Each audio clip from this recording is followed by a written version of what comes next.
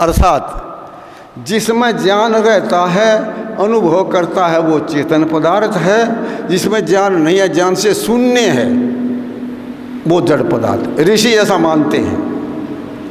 ऋषियों की परिभाषा में ही आया। और भौतिक वैज्ञानिक क्या कहते हैं, याद रखिए, वो ये कहते हैं जड़ पदार्थ को चेतन बना दिया जाता है और चेतन को जड़ बना दिया जाता है। ये विद्या है इनकी, समझ लीजिए आप। चेतन पदार्थ और जड़ पदार्थ दो तरह के पदार्थ हैं। जो व्यक्ति जड़ और चेतन को नहीं जानता वो विद्वान नहीं है, नहीं हो सकता। अब आप ध्यान देंगे, थोड़ा सा सूक्ष्मता की ओर चलिए। ये ग्रंथ है, पुस्तक है, अथवा ये मेज है, ये जड़ पदार्थ है। इसको चेतन कोई नहीं बना सकता, किसी की शक्ति नहीं इसको चेतन बना दे। और मुझे, आचार्य जी को, आपको चेतन को जड़ नहीं बना सकते। जड़ जड़ ही रहेगा, चेतन चेतन ही रहे। भौतिक विज्ञान की बात मैंने सुनाई। अब आप इन भौतिक वैज्ञानिकों की मान्यता और ऋषियों की मान्यता, ये ऋषियों के विरुद्ध है। ऋषियों के जो बात विरुद्ध हो उसको न मानना, और जो हो उसको मानना। महर्षि दयानंद सरस्वती जी ने बात कही। आदि सृष्टि से लेकर के स्वामी जी ने कहा कि जैमिनी ऋषि महाभारत काल में आए, उस समय के लाखों क्या करोड़ों लिखा है, इतने ऋषि महर्षि हुए। तो इसलिए ये मान्यता उनकी जो बात ठीक है हम मानते हैं, किंतु इसको नहीं मानते। अब एक बात ध्यान देने की है, विद्या प्राप्ति में गुरुजी से विद्या प्राप्ति करना, गुरुजी से सीखना, जानना, ये विद्या प्राप्ति का आचार्य उपाय है। परंतु याद रखना, गुरुजी से विद्या पढ़ने जाओ या विद्या पढ़ो तो क्या करो, पहले ये पहचान कर लो ये सच्चा गुरु भी है या नहीं है। अपने आचार्य जी ने 12 लेख लिखे हैं। एक पत्रिकाएं, क्या पत्रों की वह व्याख्यानों की बनाई हुई है, आपने देखा होगा। तो 12 लेख लिखे आचार्य जी ने। एक लेख उसके ऊपर लिखा गया कि सच्चे गुरु के क्या लक्षण हैं, किसको हम गुरु माने और किसको नहीं माने, वो लिख दिए। तो उन लक्षणों को पढ़ो आप और देखो ये लक्षण गुरुजी में है या नहीं है, तब तो गुरु बनाओ और उसके पीछे पढ़ो। आयुर्वेद में एक प्रकरण आया, आचार्य की और शिष्य की देर तक परीक्षा करनी चाहिए। आचार्य है या नहीं, विद्यार्थी है या नहीं। वहाँ लिखा गया कि गुरु के लक्षण देखो और विद्यार्थी के लक्षण देखो, फिर विद्या पढ़ो। इसलिए हमें एक बात का ध्यान रखें, जैसे मनुष्यों को हम गुरु बनाते हैं, सच्चे गुरुओं को बनाना चाहिए, किंतु प्राय इसको भूल जाते हैं कि ईश्वर भी गुरु होता है। याद रखिए, ये जितने हमारे गुरु हैं परंपरा में आए, आज हैं, पहले थे, किंतु सभी गुरुओं का गुरु ईश्वर है, सभी आचार्यों का आचार्य ईश्वर है। इसलिए ईश्वर से भी विद्या उसे पढ़नी चाहिए। आप कहेंगे कि ईश्वर तो शरीरधारी नहीं, हाँ ठीक है, परंतु ध्यान अवस्थित हो करके ईश्वर की स्तुति, प्रार्थना, उपासना करें और आगे चलो, समाधि लगाएं ईश्वर में। आप पात्र बन जाइए, योग्य बन जाइए, ईश्वर आपको ज्ञान दे करके समाधि लगवाएगा और आपका अपना साक्षात्कार करवाएगा। इसलिए ईश्वर की स्तुति, प्रार्थना, उपासना हम ये करते रहे और समाधि के लिए प्रयास करते रहे। धीरे धीरे हम उस अवस्था में पहुंच जाएंगे। ईश्वर हमको ज्ञान दे करके, माता जी अपने छोटे पुत्र को, बालक को गोद में ले लेती है, ऐसे ईश्वर अपने शरण में ले लेता है। हाथों से नहीं, ज्ञान मात्र से, तो उससे ईश्वर से विद्या आएगी हमारे पास में। और ईश्वर से जो विद्या आएगी वो एडी से लेके ऊपर तक की विद्या होगी। इसलिए विद्या का स्वरूप और अविद्या का स्वरूप, विद्या प्राप्ति के उपाय आपने 4 सुने, फिर संकेत किया कि 4 तो ये हैं, बता देना हो गया, बोलते रहे स्वामी जी। अच्छा, 4 उपाय मैंने सुनाए। आगम काल 1, स्वाध्याय काल 2, प्रवचन काल 3, व्यवहार काल 6।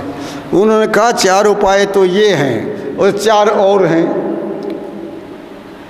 एक पुस्तक को लेकर के हमें विद्यार्थी को आगे बैठा लेते हैं, एक पुस्तक उसके हाथ में, एक हमारे हाथ में।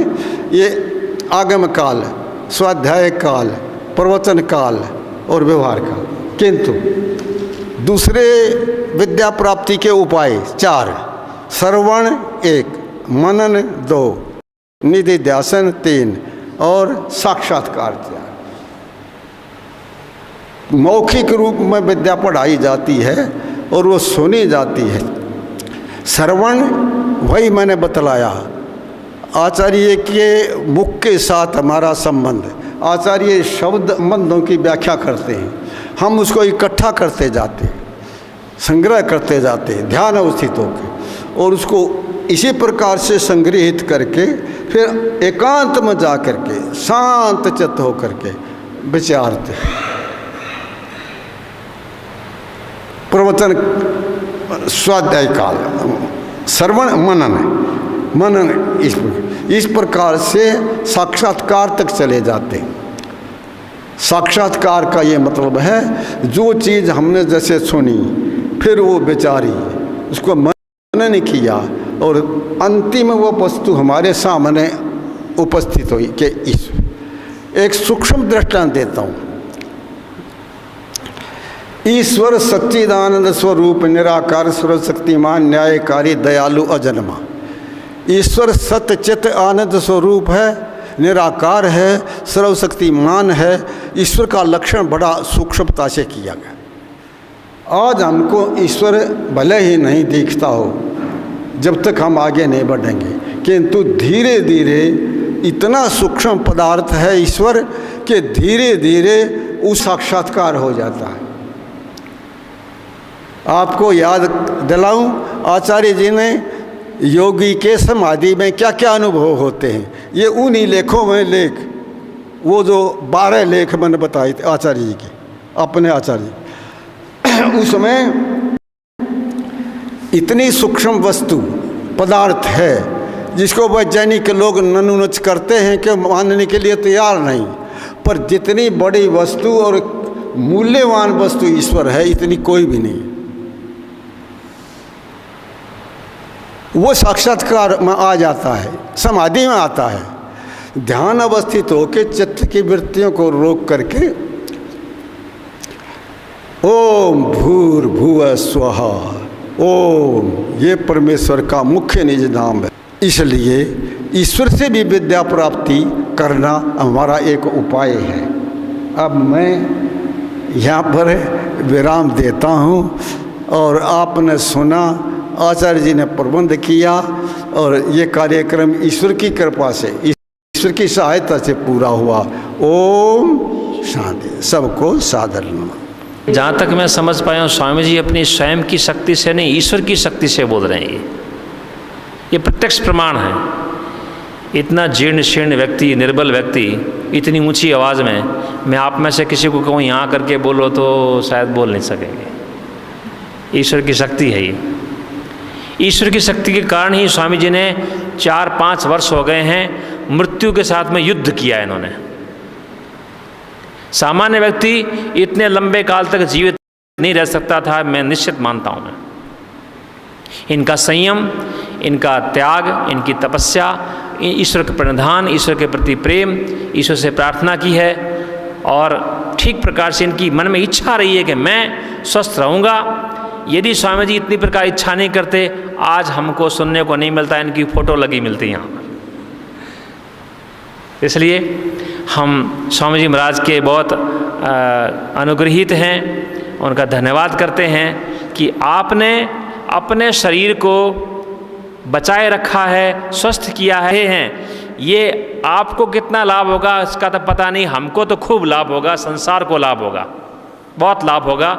हम चाहते हैं स्वामी जी ठीक शीघ्र हो जाएं, और दिल्ली वाले स्वामी जी महाराज को बुला रहे हैं कि आओ यहाँ पर प्रचार करने के लिए, अहमदाबाद वाले बुला रहे हैं, जगह जगह लोग स्वामी जी को बुला रहे हैं। तो हम ईश्वर से प्रार्थना करते हैं स्वामी जी और जल्दी शीघ्र ठीक हो जाएं, ताकि हम स्वामी जी को फिर प्रचार के लिए देश विदेश के अंदर ले जाएं और वैदिक धर्म का प्रचार प्रसार हो।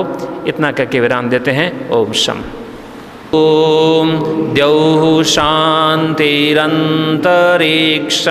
शान्तिः पृथिवी शान्तिरापः शान्तिरोषधयः शान्तिः वनस्पतयः शान्तिर्विश्वे देवाः शान्तिर्ब्रह्म शान्तिः सर्वं शान्तिः शान्तिरेव शान्तिः सामा शान्तिरेधि। ओम शान्तिः शान्तिः शान्तिः। सर्वेभ्यो नमः। सबको सादर नमस्ते। हटा ठीक है। हम जीव आत्मा अकेले कुछ नहीं कर पाते, ईश्वर के सहायता से या ईश्वर के दिए साधनों के साथ। जी जी। ओ